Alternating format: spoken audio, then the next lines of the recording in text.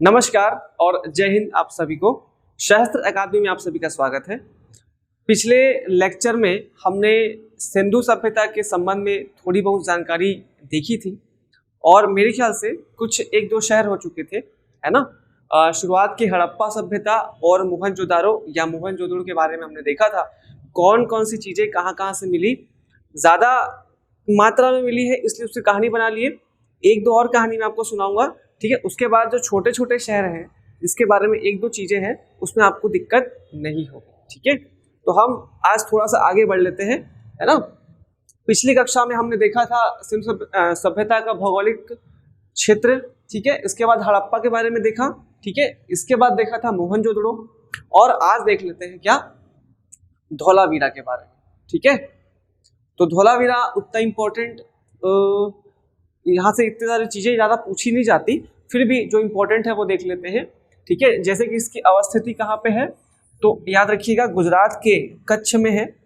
और ये भी बात याद रखिए कि भारत में सबसे ज़्यादा जो साइट्स हैं, साइट्स मतलब जो क्षेत्र मिले हैं वो गुजरात से ही प्राप्त हुए, ठीक है, सबसे ज़्यादा मात्रा में।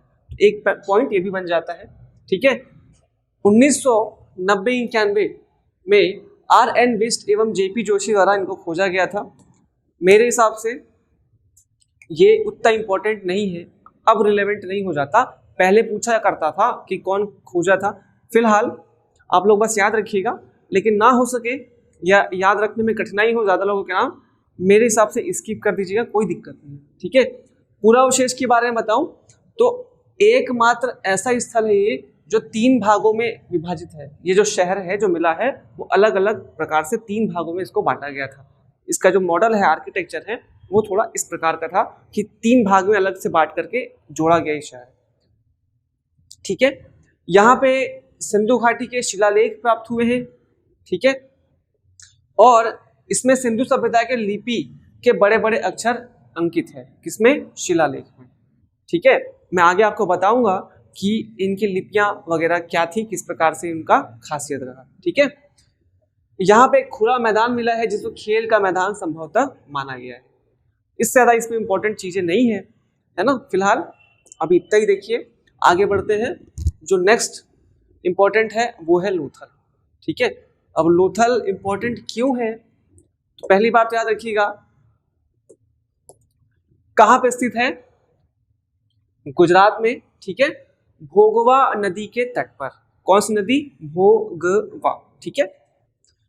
1957 में डॉक्टर R.N. राव के द्वारा इसको खोजा गया था। कब खोजा गया था ज़्यादा इंपॉर्टेंट नहीं है, याद हो सके तो कर लेना, अदरवाइज स्किप कर दीजिए, ठीक है। अब यहाँ से भी बहुत सारी चीज़ें प्राप्त हुई हैं, ठीक है। तो सेम एज इट इज, जैसे हमने पहले कहानी सुनी थी वैसी कुछ और कहानी कर लेते हैं, ठीक है। टेंशन क्यों लेना ज़्यादा, तो याद कर लेते हैं क्या क्या चीज़ें हैं, ठीक है। अब मैं आपको यही बता देता हूँ, ठीक है, इसकी कहानियाँ। जैसे आप लोथल, हमारी भारतीय संस्कृति के बारे में जानते हैं, दूर दूर से लोग आते हैं सीखने के लिए, जानने के लिए, और उसको अपनाने की कोशिश करते हैं, ठीक है। सेम उसी प्रकार की चीज़ें हुई मेरी कहानी में, जिसमें क्या था कि 3 युगल, ठीक है, 3 युगल कहाँ से आते हैं, मेसोपोटामिया से। कहाँ से, मेसोपोटामिया से।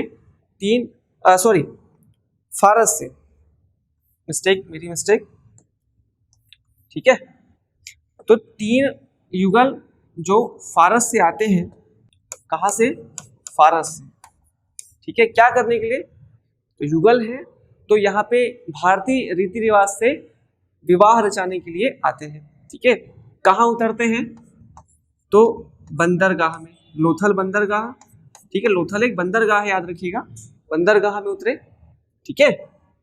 और अब बंदरगाह में तो विवाह हो नहीं सकता, तो कहाँ जाएंगे, तो ये जाते हैं एक ऐसे भवन में या ऐसी जगह पे जहाँ पे अग्नि वगैरह कुंड जो होता है वो सारी व्यवस्था हो।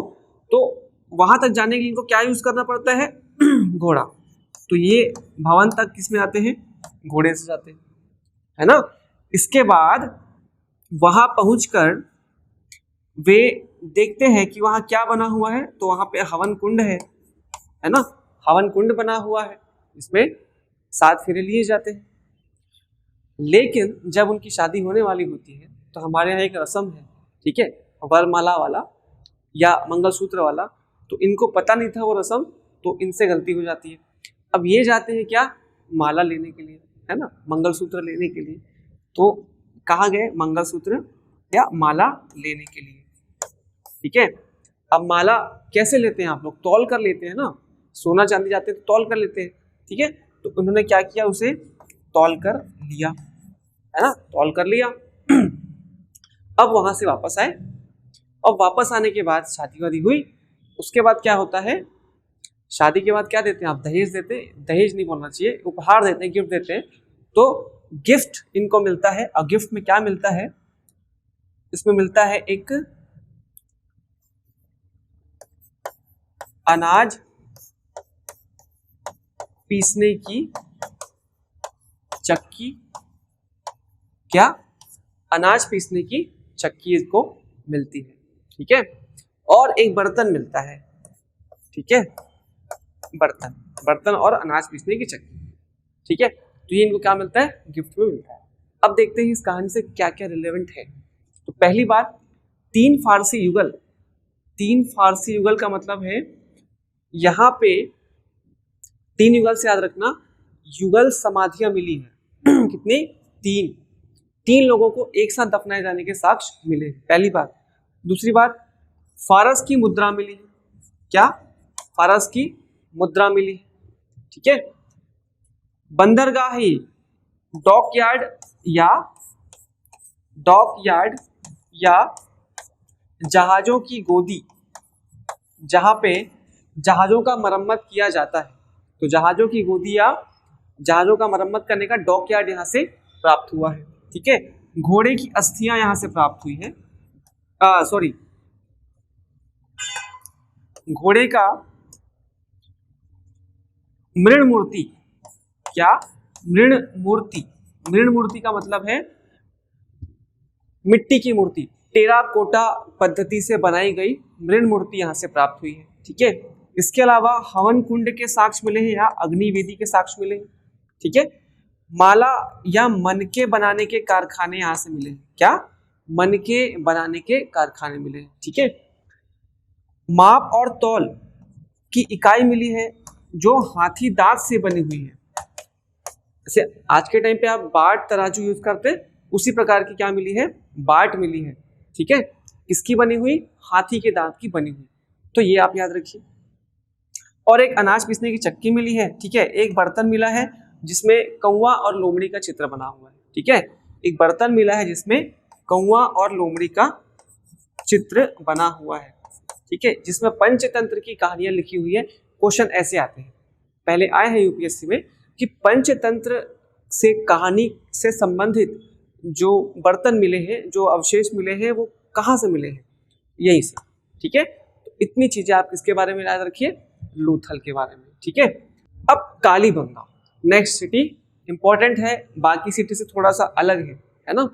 इसमें भी इंपॉर्टेंट चीज याद रखिए, घग्गर नदी या सरस्वती के तट पर, ठीक है, सरस्वती को ही कहते हैं घग्गर नदी, घग्गर नदी, है ना। अमलानंद घोष ने इसकी खोज की थी, ठीक है, अमलानंद घोष ने। सेम इसकी भी कहानी है, थोड़ी अच्छी सी है, मैं आपको सुना देता हूं, ठीक है। अब कालीबंगा है तो हम लोग इसको याद करते हैं काली नामक किसान से, ठीक है। काली कौन था, एक किसान था, काली किसान की कहानी है ना। अमीर किसान था, किसान है, क्या करेगा, तो ये हल चलाएगा, है ना। लेकिन ट्विस्ट ये है, हल किससे चलाता था, तो हल जैसे बैल से चलाते थे, तो ये अमीर किसान था तो गाड़ी से बैल चलाता था, ट्रैक्टर से, ठीक है। तो गाड़ी में हल जोतता था, है ना, गाड़ी से हल जोतता था, इतना याद रखिए, ठीक है। दिमाग मत लगाइए कि गाड़ी से कैसे होगा, ये होगा, जितना बता रहा हूँ याद कर लीजिए चुपचाप, या तो फिर अपना ट्रिक बना लीजिए, है ना, 2 ऑप्शन। जब अपने ट्रिक बनाना होता तो आप पढ़ते क्यों, इससे अच्छा है कि जो बताया जा रहा है उसको कहानी सुनिए, याद कर लीजिए, चीजें सिंपल हो जाएगी, है ना। गाड़ी में हल जोतता था, हल जोता, फसल हुई, ठीक है। तो फसल किसकी उगाता था? चना और सरसों। इसकी चना और सरसों का फसल ये बोता था। फसल हो गई, व्यापारी बड़ा था, कहाँ अपना सामान बेचता था मालूम है? तो ये बेचता था मेसोपोटामिया में।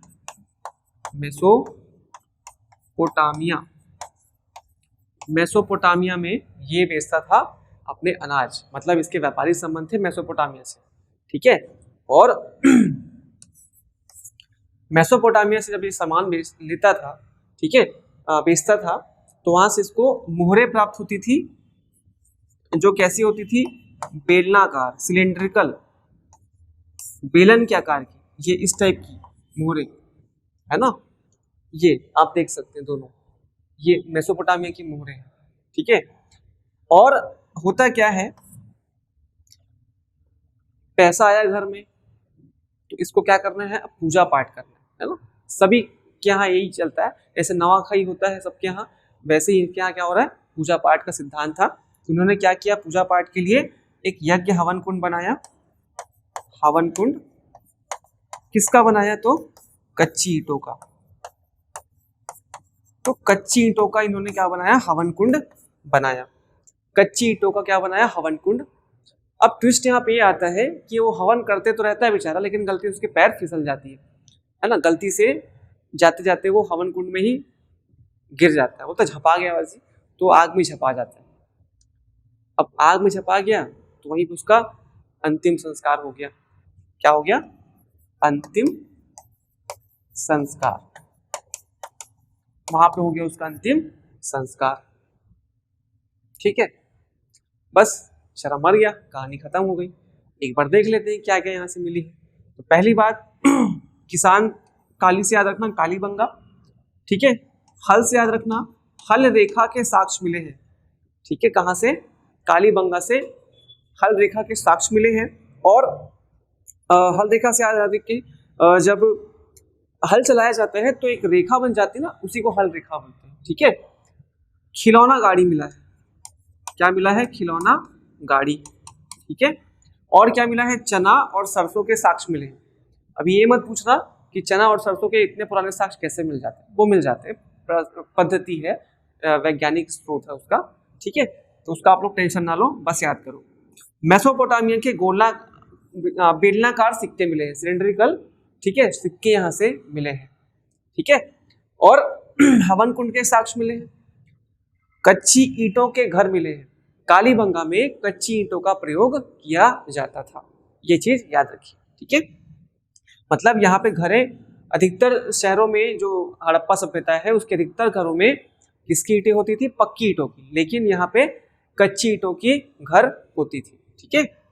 और अंतिम संस्कार से याद रखिए कि 3 साक्ष्य मिले हैं अंतिम संस्कार के। 3 प्रकार के साक्ष्य मिले हैं अंतिम संस्कार के, जिसमें पहला है जलाना, दूसरा दफनाना, और तीसरा है आधा जला करके बहा देना, या आधा जला करके छोड़ देना, या नदी में बहा देना। ये 3 प्रकार के साक्ष्य, या फिर उसी को खुले में रखना, वो तीसरा बन जाता है। तो इस प्रकार तीनों साक्ष्य मिले हैं। और अंतिम संस्कार से ही एक और चीज याद रख सकते हैं आप कि गोलाकार छोटी छोटी कब्रें मिली। कब्र, गोलाकार कब्र, गोल ऐसे आधा गुंबद गोलाकार कब्र मिला, ठीक है। तो ये सारी चीजें कहाँ से मिली है? कालीबंगा से। कालीबंगा से एक और चीज आप याद रखिए कि इसका नाम का मतलब होता है काले रंग की चूड़ी, ठीक है। कालीबंगा मतलब काले रंग की चूड़ी।